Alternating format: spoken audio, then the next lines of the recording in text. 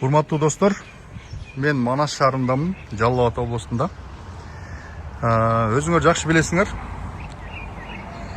Жеңишбек Токторбаев деген Камчыбек Ташиевдин классташы Ош шаарына мэр болуп, бүт ошол коруп зонасында, анан каналдын жээгинде деп, каналдын жээгине жакын курулган канча объектилерди буздуруп, кафелерди буздуруп, 50 метр ары жылыш керек деген шылтоо менен бүттүгүн снос кылдырды да. Анысы туура эле. Бирок ошол Токторбаевдин өзүнүн кафеси экен мыногу. Ошол Жеңишбек Токторбаевдин өзүнүн кафеси экен. Муну айтып атышчу да. Ошол каналдын жээгине, суунун жээгине курулган деп. Мына могу жерде бир ортону бойлоп кеткен чоң канал бар экен.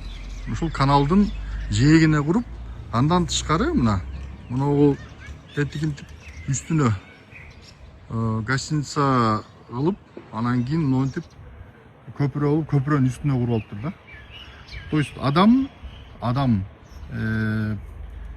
бир нерсени баштагандан кийин, ошол бир эрежени коомго орноткондон кийин жетекчи деген өзү ошол эрежеге шайкеш мыйзамды бузбаган адам болуш керек да.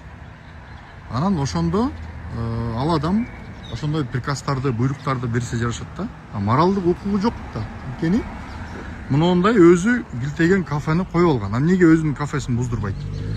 Биякта болсо гостиницасы бар экен. Бул гостиницасы эми бул жакта мыйзам бузулбаса керек. Бирок ал деле мындай жолдун түбүндө жайгашкан, забору бери чыккан ушундай экен да. Бирок мына кафе бүт нормалардын бардыгын бузуп алган кафе. Ошондой достор.